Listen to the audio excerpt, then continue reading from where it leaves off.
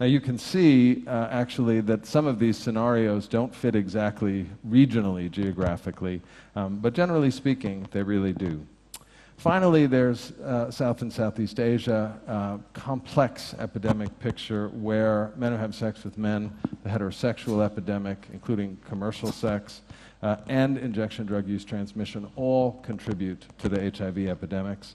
HIV prevalence in Thailand, which is the country we're going to focus on, about 1.6% of reproductive age adults, so quite a severe generalized epidemic, but substantially higher prevalence again in MSM.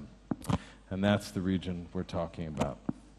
Okay, so responding to these epidemics, and the idea here is that we've tried to look at what responses ought to do fit to these 4 different epidemic scenarios.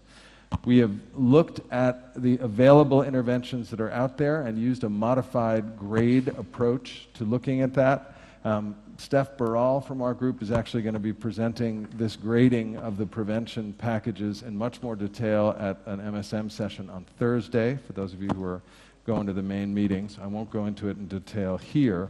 But basically, what we're going to be modeling is a combination package that includes really some simple elements. The first is outreach with condom and lubricant, promotion and distribution. Other work that we've done in Africa and some other settings has suggested that, believe it or not, in 2010, water-based or silicon-based lubricant is still a tremendous need in many countries. And of course, many of you are involved in organizations that do this kind of outreach, condom promotion, and distribution. The second is community-level behavioral interventions. There's been this recent Cochrane review of behavioral interventions for MSM, and it showed quite clearly that community-level interventions are more efficacious than individual-level ones, so that's what we've put into the model. And then thirdly, of course, is antiretroviral therapy. So critical part of this is access to ARVs for HIV-positive. MSM adapted models publicly available, so for those of you who are interested in sort of taking this work forward or looking at your own country, if we haven't modeled it here, this is going to be made available to the community. We really appreciate Futures for doing that. We have reworked the goals model by doing a couple of important changes. One is, as I said, adding these preventive interventions for MSM, but also expanding the risk categorization. So the way goals typically has worked is that MSM is a yes-no category, and all MSM are put into the same risk group. But of course, if you look at heterosexual risks, there's low, medium, and high. High-risk heterosexuals generally are sex workers.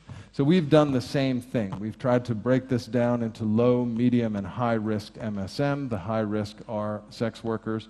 So male sex workers are very much in this model.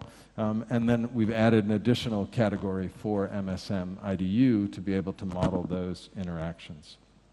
We've done this for 4 countries: Peru, Ukraine, Kenya, and Thailand. And basically, we've done it with 3 scenarios. So the worst case scenario is where MSM interventions basically stop, so something like a shutdown, which unfortunately we've seen in a couple of countries. Senegal would be a good example after the arrest there. And ARVs for the general population also start decline in 2007. So this really is the worst case scenario. There wouldn't be preventive interventions for MSM, and ARV access would decline. We then look at the current scenario, so where are we with the best available data for these countries on coverage for MSM and ARV access, and we just assume that that continues, so it doesn't get much better. So all of our efforts continue at that level.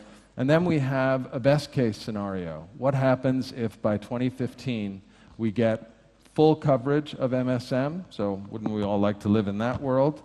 And we have enough ARVs to cover, by 2015, all the HIV-positive MSM in a given country. So that's the best case scenario.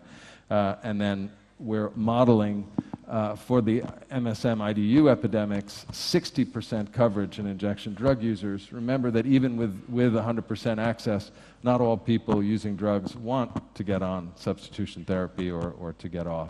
So here is the first result from this modeling work. This is the data from Peru, and let me just walk you through this.